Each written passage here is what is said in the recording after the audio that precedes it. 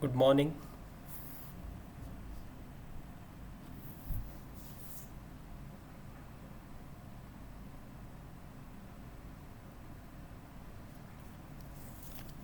So, I think it's a good time to just discuss if there are any issues, any problems.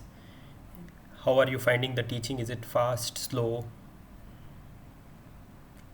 How is your probability study going on? Anybody has any comments?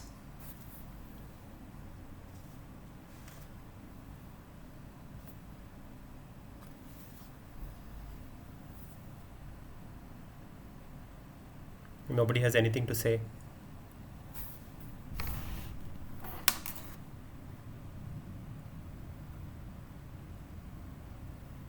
How was the quiz? I think all of you did quite well.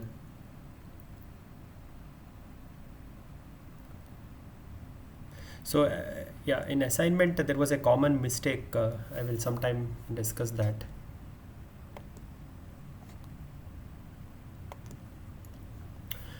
Okay, so there are about 20 students right now. So let me just wait till the rest of the students get in.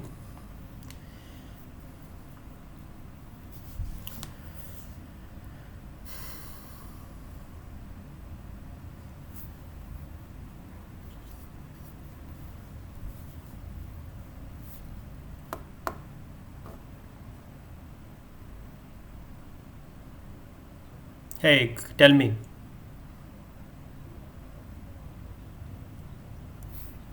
Yeah.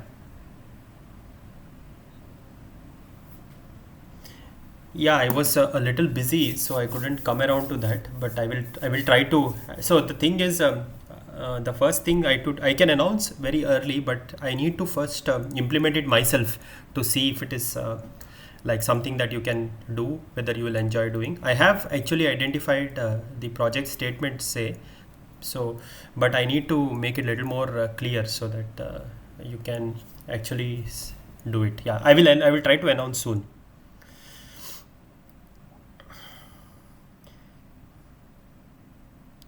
So meanwhile, use the time to read the text. So Sheldon Ross is also one of the texts. So that's a very good book.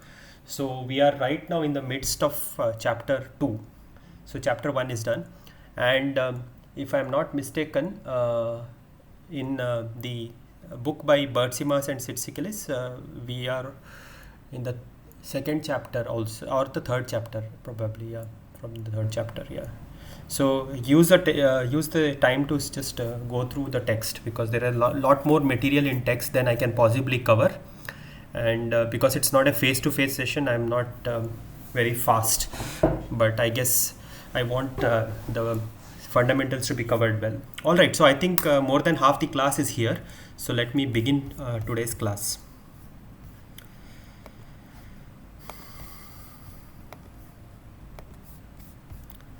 Okay, so we were discussing random variables, and what we really understood is random variable capital X is a function from omega to r, right? Omega is the sample space.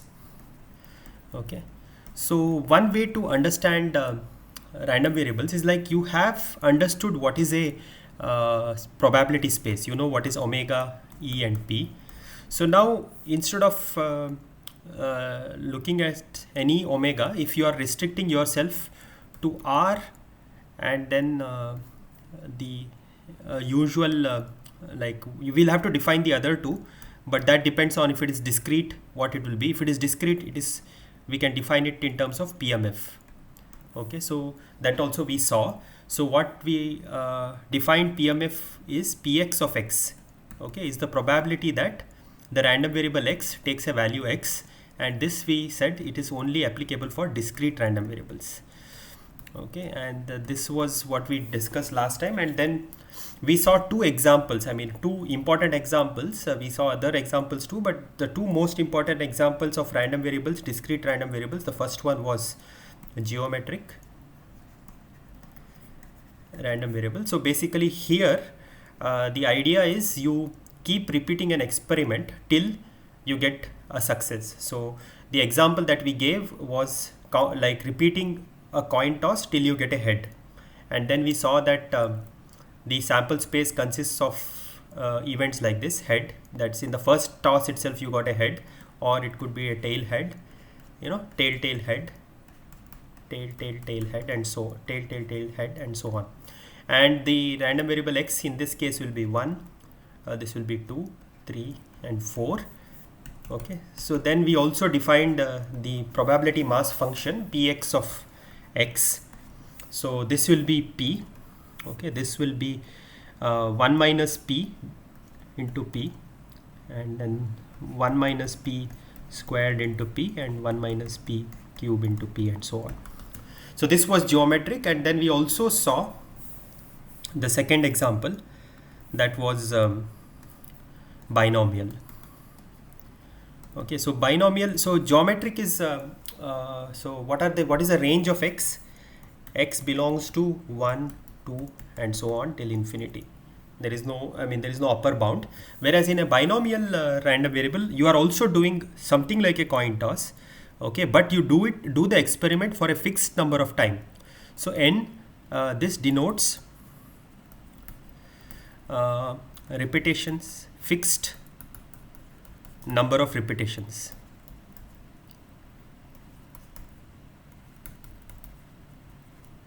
Okay, so and then what we can ask is how many x is basically number of successes. An example is we let heads be denoted as a success. Okay, so now basically what we are saying is there is a coin where heads indicate success. The probability of getting a single head is small p, and now what we are asking is how many times do you get heads if you repeat the experiment n number of times. Now here x takes the value 0 all the way, 0, 1, 2, 3, but the upper bound is n because you are repeating the experiments only n number of times. Okay, and then we also saw that probability that x takes a particular value k, which is this is called as px of k. This is equal to n choose k 1 minus p to the power of n minus k into p to the power of k.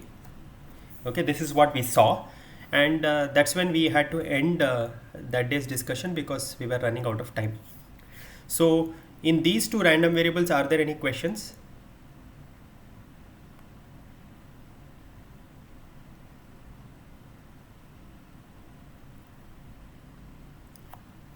Okay, yeah, go ahead.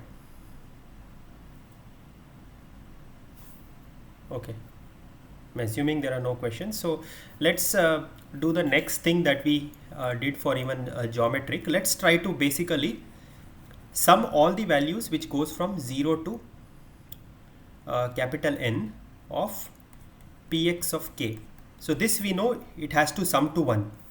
Okay, but let's just check it. So this will be k equal to 0 to n, right? N choose k. Okay, n choose k 1 minus p to the power of n minus k pk.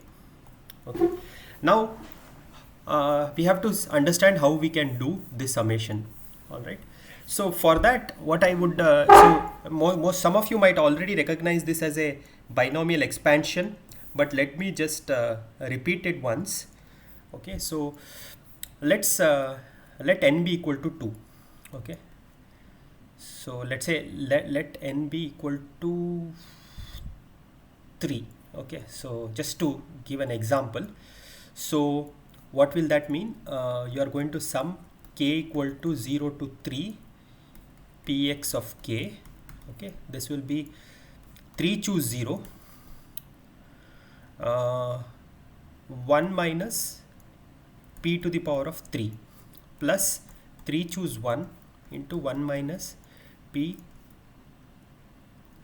squared p, and then okay 3 choose 2, 1 minus p, p cube, then finally 3 choose 3, p to the power of, sorry, this is p squared, and this is p cube. So let's just simplify this further. What you will get is 1 minus p cube plus 3 into 1 minus p squared p plus 3. You can check, this also gives 3. 3 into 1 minus p into p squared plus p cube. Okay, so this is what it gives. And now if you observe, if you remember x plus y whole cube, okay, x plus y whole cube, that is going to be x cube plus 3 x squared y plus 3 x y squared plus y cube. This was something that you must have studied long time back. Now if you just mentally you put correspondence between x and 1 minus p, similarly y and p, what you will get is that this term is actually very similar to this expansion. So that is that, if that once you observe that, this is nothing but 1 minus p plus p whole cube. Okay, now 1 minus p and p, when you just simplify, this is 1 cube, which is equal to 1. So what all we did was we just checked whether this sums to 1 for a particular value of n equal to 3. So in general, when n is greater than 3, or for any general n, okay, this is actually the expansion of 1 minus p plus p to the power of n. Okay, and that sums to 1, 2. So this is just something that is like a refresher from what you have seen in school, but I just thought it is important enough that we should just check it. Okay, so any questions here?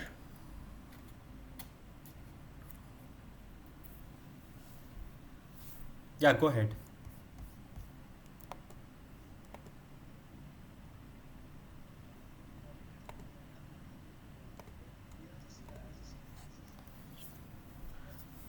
Yeah, yeah.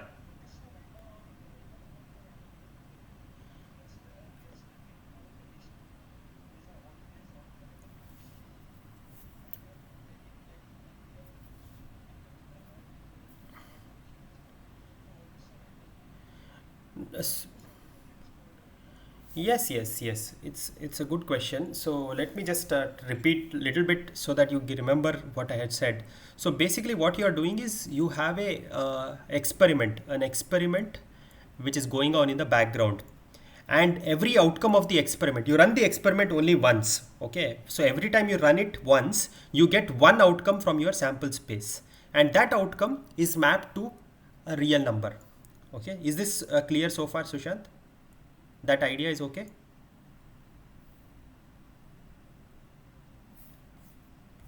Now what we are doing is, in this particular experiment of the binomial random variable, what we are doing is we are repeating once, just once. What is the experiment? The experiment is doing the coin toss n number of times. This is just one experiment.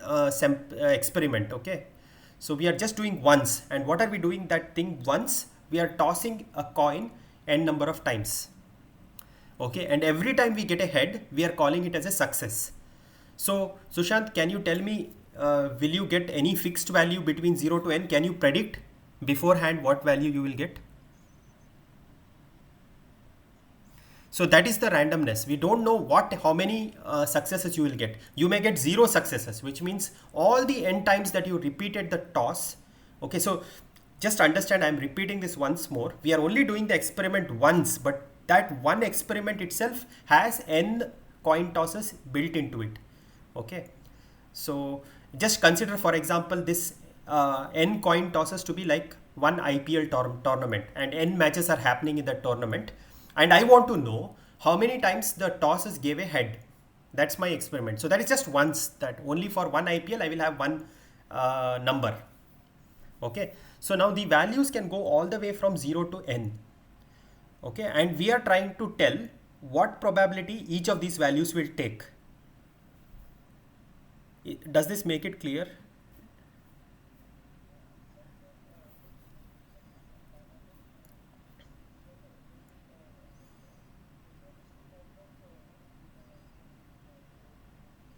Yeah.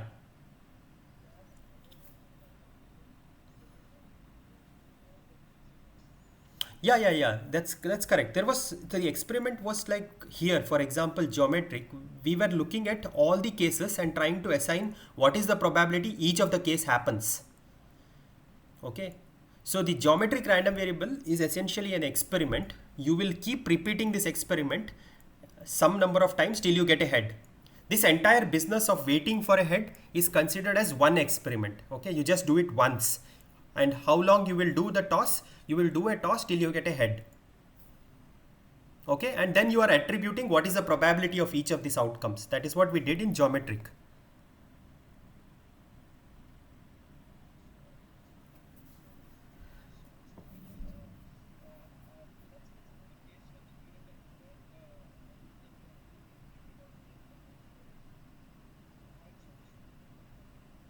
Mm-hmm. So yeah, so if we consider heights of the students of the class, yes.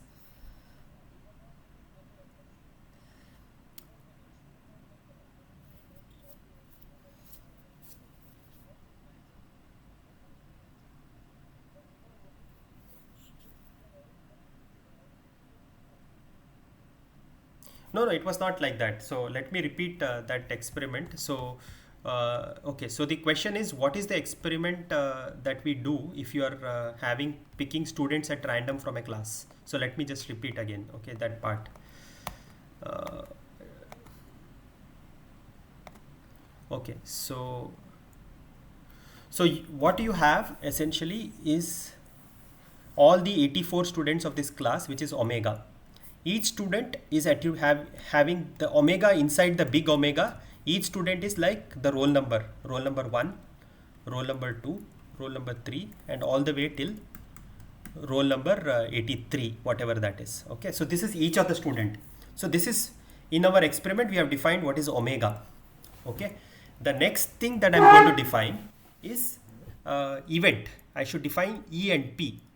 Okay, so since this is a discrete space, I need to tell what is the probability of picking roll number which is corresponding to Sushant. What's the probability of getting this? So this I am saying is a uniform probability. So the chance that I pick Sushant is 1 over 83. Okay, so this is entirely my experiment. So I have defined what is omega. I have defined what are all the events that we can consider, and I have defined P. Is this okay so far? Yeah. Now what I am saying is, depending upon whom I pick, my mapping to R will change, right? So this is the measurement X. What is the measurement doing? It is measuring the height. Okay, and what it does essentially is like any height between. So it cannot measure height perfectly. There is a resolution. So there are only only certain levels you can do. Let's say we can measure up to a centimeter, 1 centimeter. So what you have is all the students are approximated to the nearest centimeter. So if you take a random student, you measure that person's height, you will find that in the real axis you will pick a value.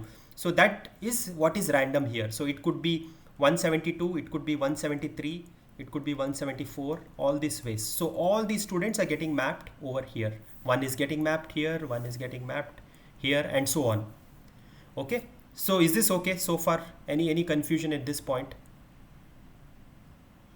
So now what we did is basically, so this is all the experiment that we do, but the thing is, we need to understand what is the chance of getting certain height uh, in a class. So see, for example, one easy thing, if you look at you, if you see the population of India in general, we know that there will be nobody, roughly with good chance, there will be nobody whose height is something like 230 centimeters, right? It's like really tall. So this will be 0.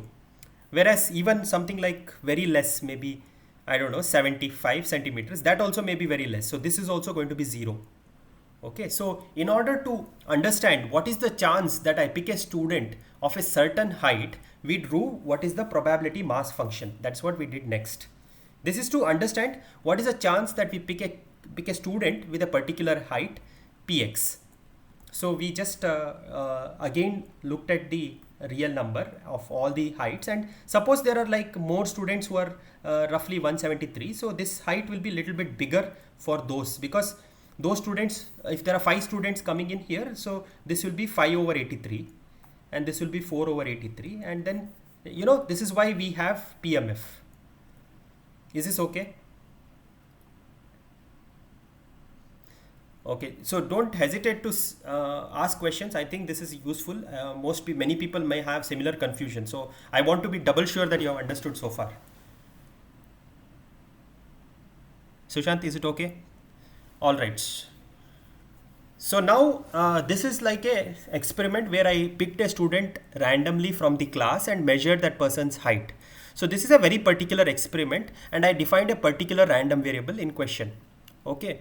Now, in order to be really able to use this experiment in a wider scope that arises in the world, we need to understand what are all the typical type of events that we are interested in. Okay. And towards that, we defined 2 random variables. One of them was called as geometric random variable, where you are interested in a particular event happening, something happening. Okay. An example of that could be, what is the chance that you get a head? You may not get the head in the first go. You may have to wait for a few rounds before you see a head. So that is what was geometric. Okay. And similar to the experiment that we did with the class, we are also looking at what's the probability of each of these outcomes happening. So this was geometric. Is it okay so far? Let me know. I mean, if you seem slightly tentative, what is the issue here?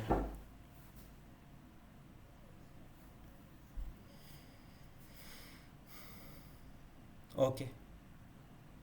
Okay. Okay. So anyone else has any questions? Is there any something that is bothering the rest of the class? So if something is there, please let me know.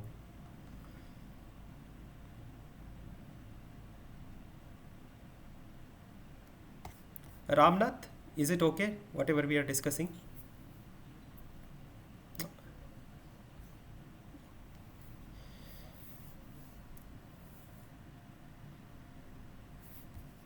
Mm-hmm. Yeah. Yeah. Yeah.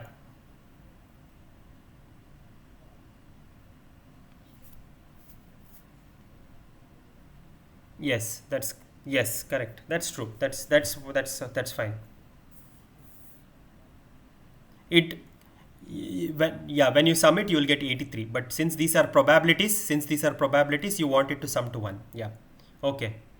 All right. So that's very good. So Sushant, do let me know if I can help you in some way. Okay. So you can mail me as well. Anybody for that matter. So my whole purpose of here is to make you understand the subject. All right. So please feel free to ask questions.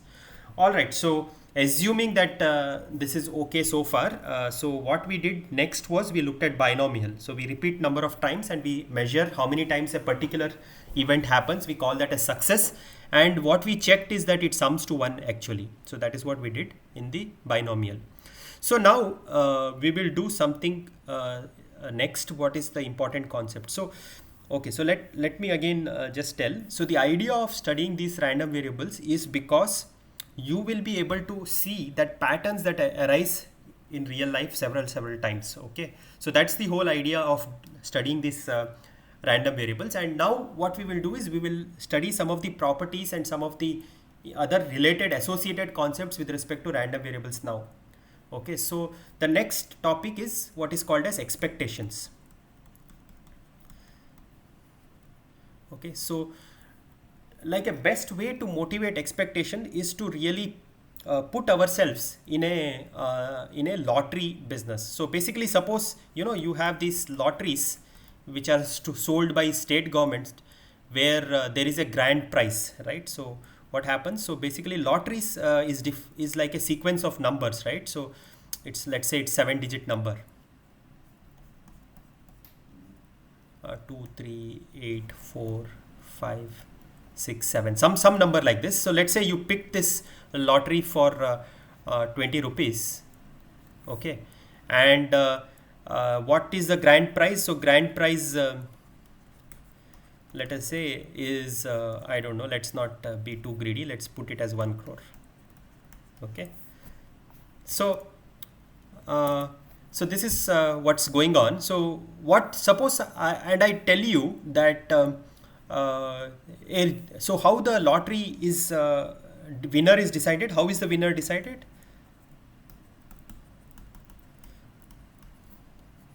So what do we do? Basically what you do is you pick a number, pick a random number.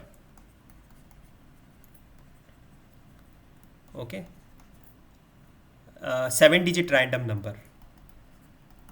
So there are 7 positions: 1, 2, 3, 4, 5, 6, and 7. There are 7 positions. You pick a number at random. So how many? So if I have picked this particular number, so I can ask what's the probability that I win this number, right? So probability of winning, what we do is we look at this one outcome. This is the only way I win. If I get, if the number picked by the lottery is same as what I have bought the ticket for, only then I win. All right.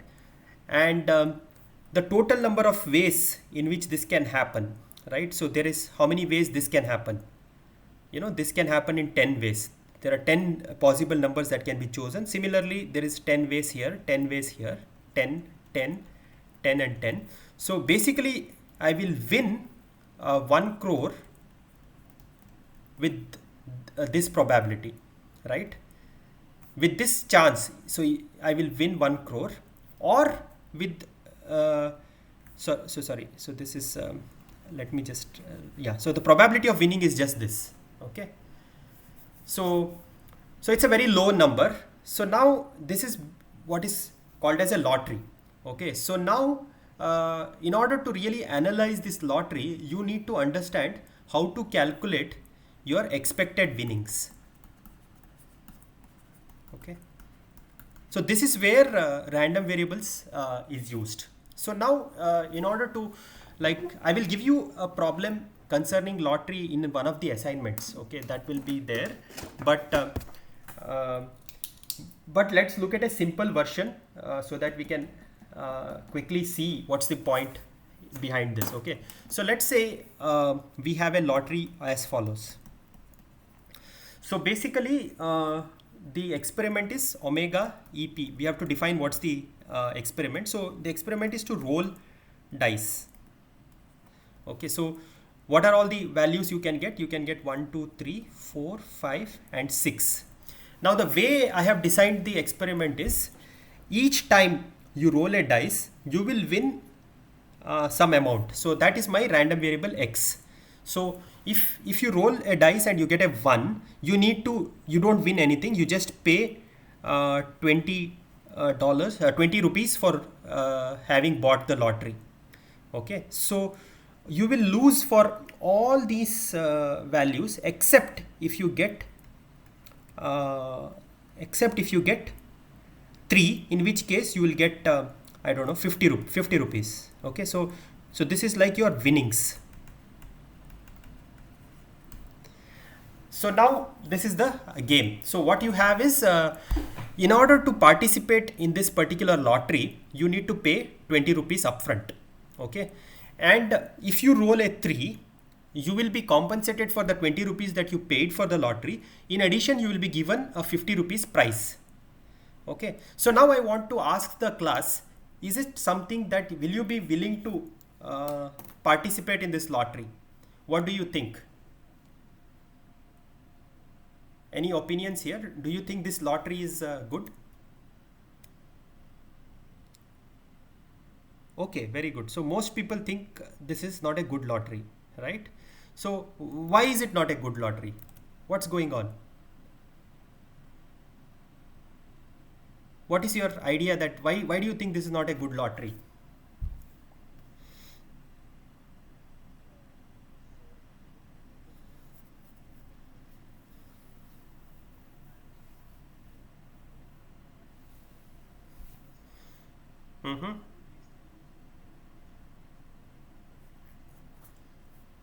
Okay, yeah, that's a good way to think about it. So assuming that you repeat the experiment six number of times, you play the lottery six times, and each time you got every one of the outcome, then if you add up this, you will lose. That's a very good way of thinking.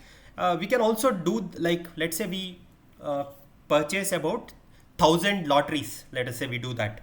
Okay. So what if when you have 1,000? Let's say we, instead of 1,000, let's take a number. Let's say we buy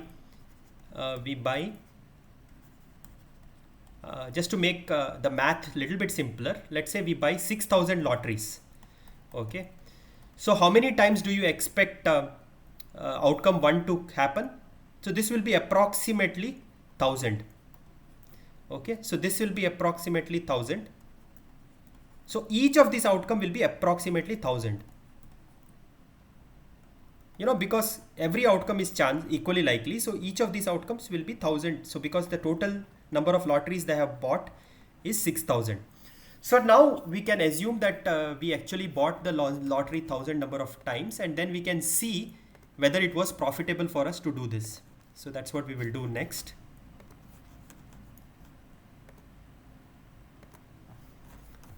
Okay, so now what is the total winnings? So total winnings here is minus 20,000 roughly. This is also minus 20,000. So this is plus 50,000 minus 20,000, minus 20,000 minus 20,000.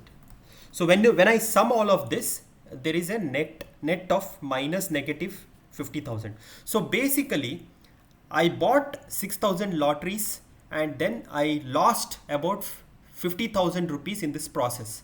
Okay, so that is why this lottery is not useful. So the idea is we want to capture this idea of what is the expected earning without actually having to buy these many number of lotteries. So what we do instead is compute what is called as expectation of X.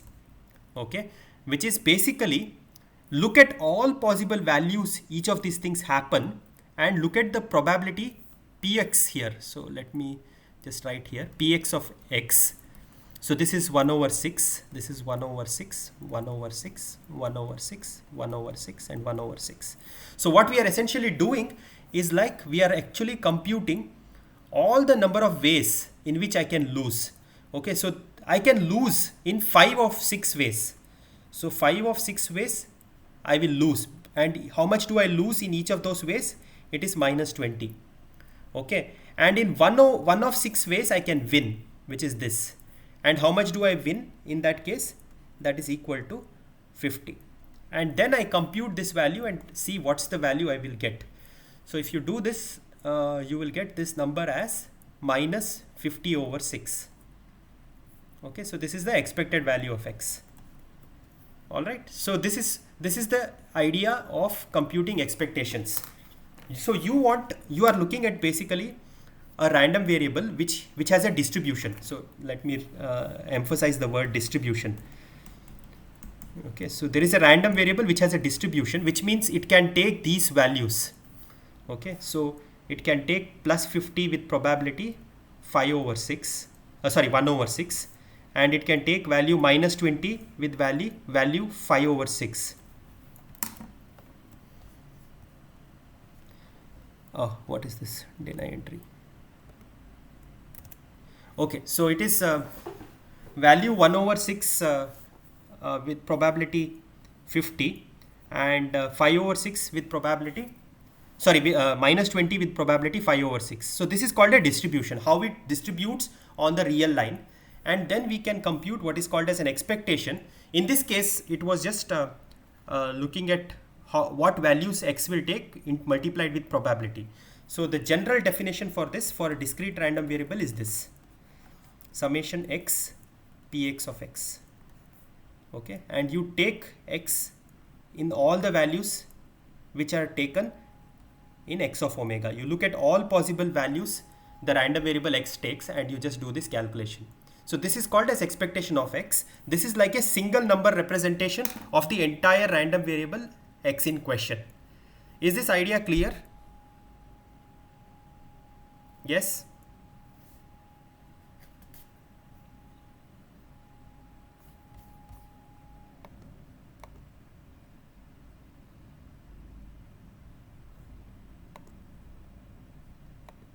Okay, so so now what we will do is we will repeat the exercise of computing uh, the expectation x for geometric random variable. Okay, so this is something that is so I will not do this for all random variables that we discuss in the class. I will give that as an assignment at some point, but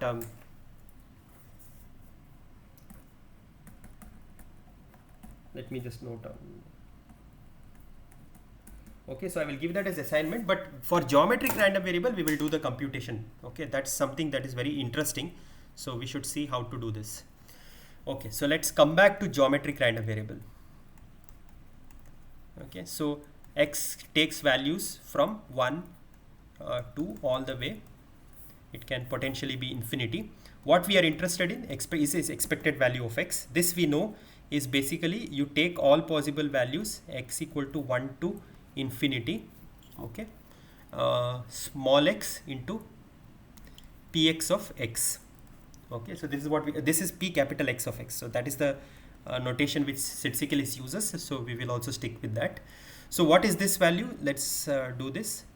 So okay, so this is x. So what's okay, so let me just be a little clear. So here when we did we called it as k. Okay, so here we are calling it x, but nothing has happened. So what's in order to get heads in x trials, we must know that x minus 1 has to fail. So this is 1 minus p to the power of x minus 1, okay, into p. So this is what it is. So I should apologize because I have changed the notation a little bit. What we have been discussing earlier was k. I called that as k. So k equal to 1 to infinity k times px of k. That's what we had been using. So this is slightly, I have changed the notation suddenly. I hope this is okay with people. So this was what was before. Okay, so I have just changed it a little bit. Okay, so let's try to compute this.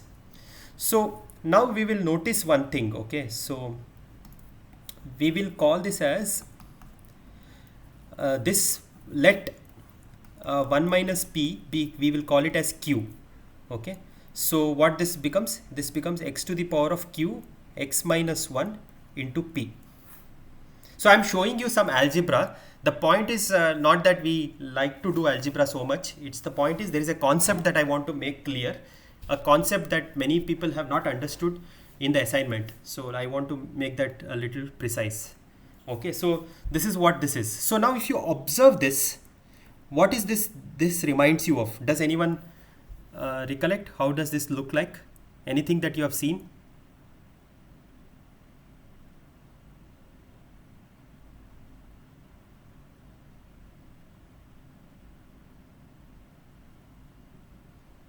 Okay, so let me just write it. I think it is a little hard to suddenly look at it and tell.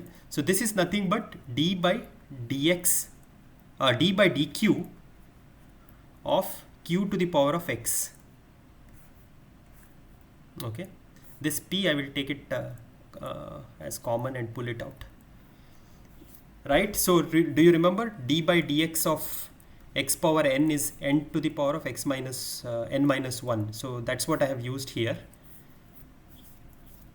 Is this okay? All right. So now we will do some trick, which is, I don't know if it is correct or not, but let's just do it. But then I will explain why that is a dangerous trick to do in practice. So what I did is I pulled out this d by dq out of this summation, and then I did this. Okay.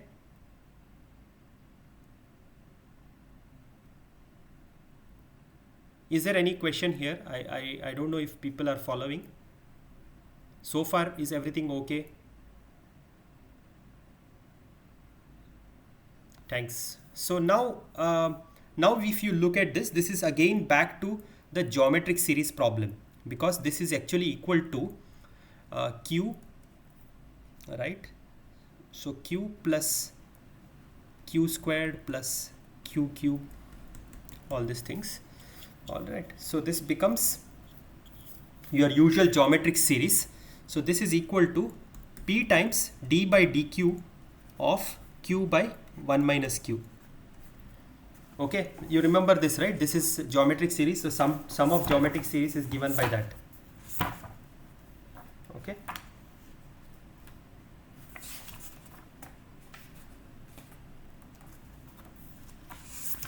So let me,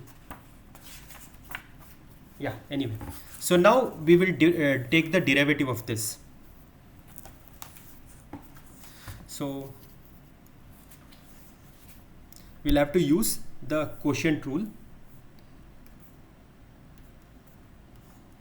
1 minus q.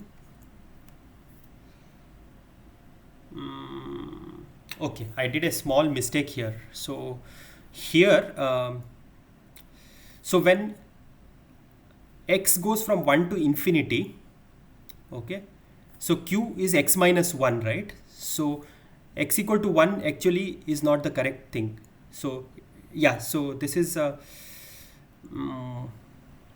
yeah, so I have to be careful here, because x equal to 1 is yeah, so it will, so basically let me just write this a little more clearly.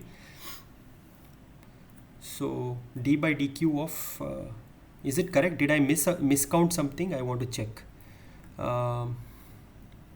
I think this is, some mistake is there. So this is q power x. So that means what we are looking at is terms like 1 plus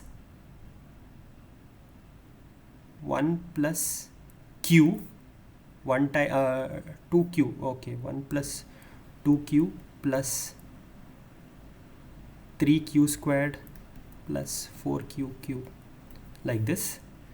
Okay, and this we can write as d by dq of, yeah, it's correct, q plus yeah, q plus q squared plus q cube. Yeah, it's all right. Okay, so anyway, so this is this. So what is this? D by dq of d by dx of u by v. Okay, so this is v u dash minus u v dash. This is what it is. So v is just let me know if I'm making some mistake. Okay, 1 minus q yeah, plus minus u v dash. U is q, so this becomes plus q. Okay, so this will be p over 1 minus q squared. Okay, and we know that 1 minus q is equal to p, so this becomes p by p squared, which is equal to 1 over p. Okay, so is this algebra clear, whatever I have done? Sorry, it is a little bit algebraically intensive, but there is an important point which I want to teach you here, so that's why I'm going through this. Is this okay? Anyone has any questions or comments? Did I do everything correctly?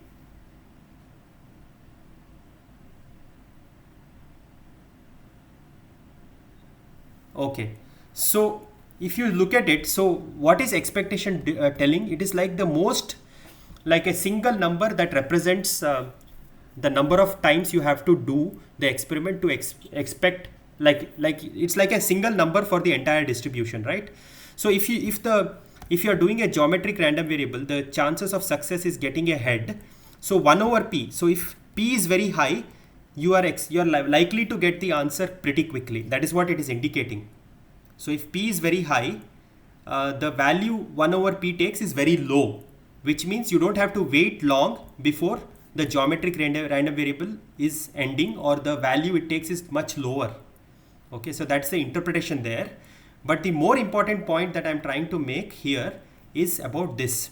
So let me just copy paste this into a new screen and we will discuss this a little bit.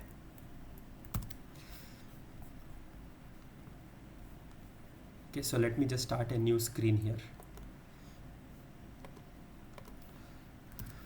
Okay, so this is this operation of changing this summation with this integration. So before anything, let's first understand what is the meaning of. So my question to all of you is like, what do you understand when I do something like this? So let's say k equal to 1 to infinity, half power k. Okay, deny entry. So half power k is basically, so what is the understanding here? So k equal to 1 to infinity. So does it mean that I am going to keep adding this half plus half squared? I sit today and I spend all my life computing this. Is that what this means? No, right? So the idea is basically I'm taking a limit, and then trying to see where the value converges to. So this is k equal to 1 to n, half to the power of n. So half to the power of k. Okay, so I'm basically taking more and more values, keep on summing and see where that number is going towards, right? So this first expression is actually equal to p times summation x equal to 1 to infinity, instead of that we can replace this as limit n tends to infinity x equal to 1 to n d by dq of q power x. So that is what the first term is. So this term, this operation that we are doing is actually equal to this. Okay, so now we have to also understand what is the meaning of d by dq. So what is d by dq? What is the meaning of taking, say, d by dx of x power n? What is the definition of this? Can someone remind me? Anybody? You have done this in your class 12. So what's the meaning of doing d by dx?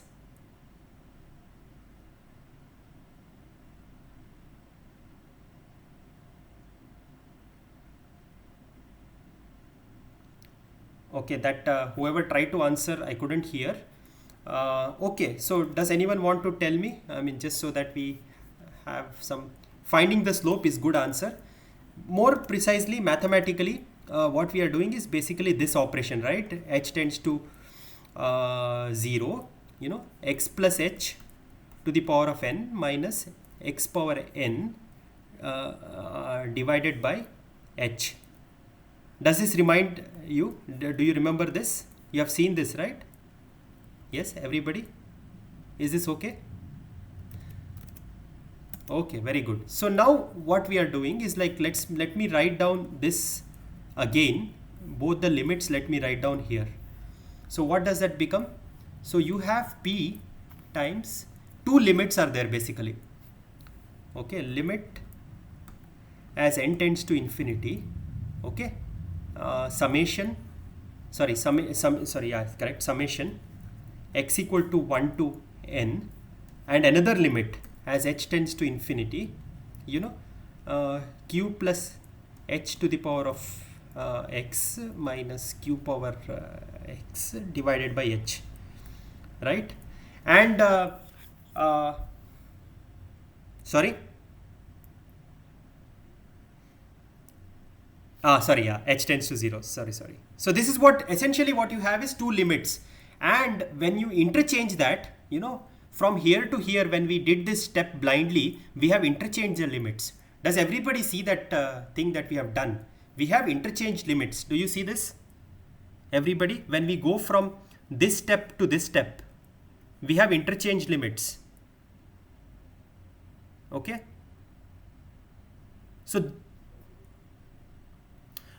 So let me again repeat this stuff. See, basically we began by recollecting what is the meaning of sum to infinity. So the sum to infinity is like you are trying to, let's take an example over here, half to the power of k.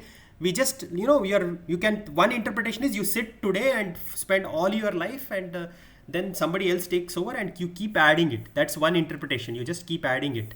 But that is not a useful interpretation. The actual interpretation is you assign what is called as a limit of partial sums. You just see where do the partial sums go to. You cannot sum to infinity, but you can sum to a very large number. You see what that number is, then somebody does it for even larger number, and then you look at the numbers that are arising, and then you say, okay, this is possible value where it is going towards. So that's the idea of a limit. Is that okay? That was the first thing. So what we did was, so see, if in our previous see here, the context is we are trying to go through the geometric random variable, and we are trying to do some operations. During the course of the operation, we interchanged the summation and we pulled out the derivative out of the summation. That is what we did here.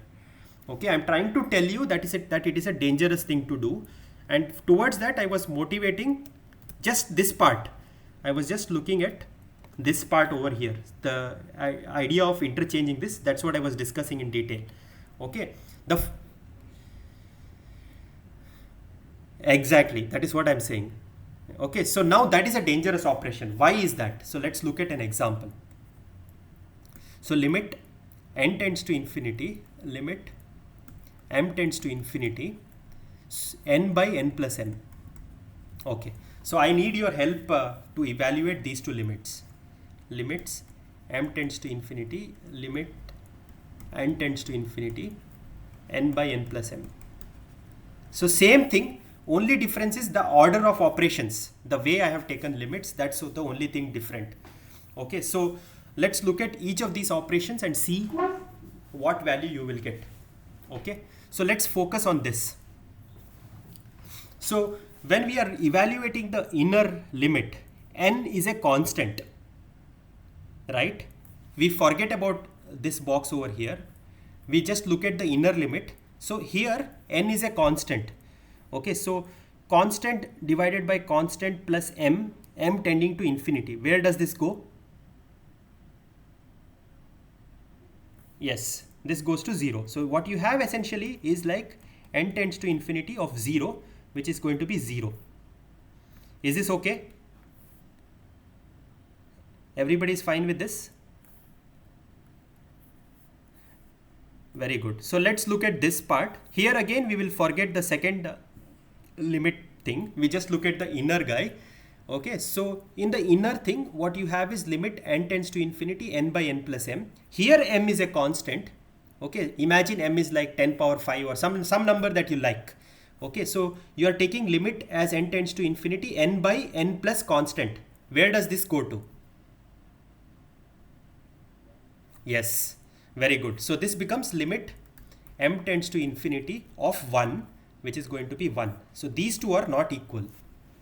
Okay, so interchanging limits is a dangerous operation. Okay, but we have done it without a proper justification, and the answer that we get is actually correct. So some cases, even though this case interchanging limit was dangerous, in the case that we did, that we studied for the geometric random variable, the interchanging of limits was fine. Okay, so limit is essentially is a dangerous operation. We have to exercise care.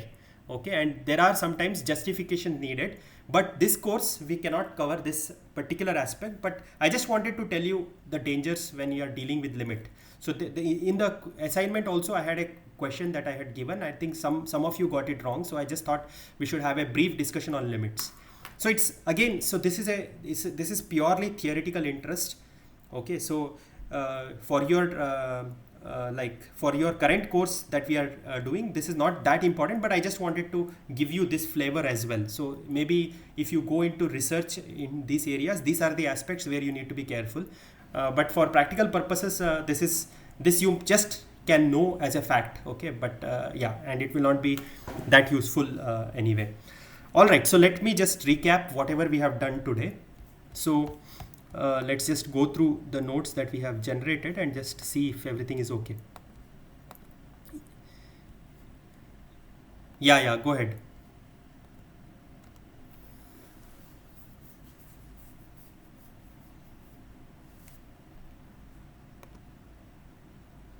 Yes, geometric random variable. Okay, yeah.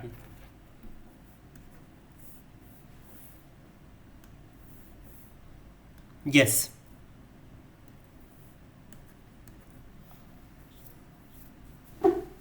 Yes. So whereas P is also, yeah, P is also 1 minus Q, right? That's what you're saying. Yes.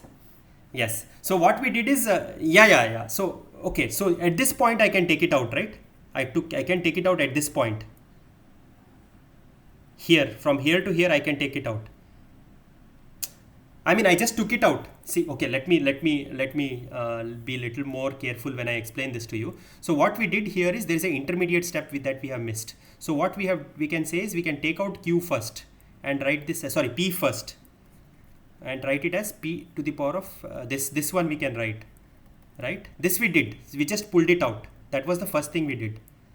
Okay, and now we just focused on this. I understand your question. P is also, we need to take d by dq, so are we allowed to pull out? That's what your question is. But yes, I understand, but what we have done is some kind of some kind of algebraic trickery, which is not precisely correct. And even this aspect that you bring up is also a good question, but I'm saying in the sequence of steps that we are doing this, the one where I pull out P is before I introduce d by dq. I have pulled out P first. That's the first thing I did. And then I brought d by dq. So that way, at least algebraically speaking, there is nothing wrong I have done from here all the way to here. Yeah. All right. So let me just recap what we did today. So the whole business of random variable is like, we are having a sample space of an abstract space where the omegas could be like people from a class, right? And there is some kind of an experiment we define on the sample space, and we are taking every outcome and mapping it to a real number, right? And that was what we discussed. So there was some kind of a discussion on the class, and then we looked at PMFs, and then we looked at geometric random variable first, which I think these parts were recap. So let me not do recap of recap. The only new thing that we did today was expectations. So expectation is like a single number which represents the distribution. Okay. So for example, where this will be useful is like if you are doing a business deal and there is a randomness involved and you want to understand how much money that you will make in a particular business deal, that is where expectations is a useful concept. Okay. The entire randomness, entire complexity that can come in randomness, you are compressing it to a single number. Okay.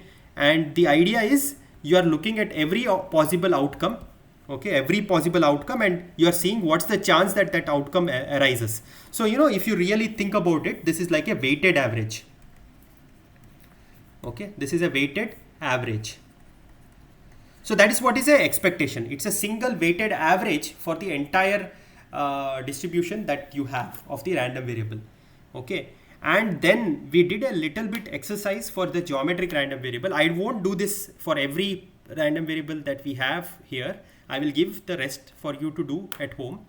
But the idea is, I just wanted to emphasize some concept related to the limits. So let me just do that. So what we did is like during the course of computation, we introduced derivative at this point.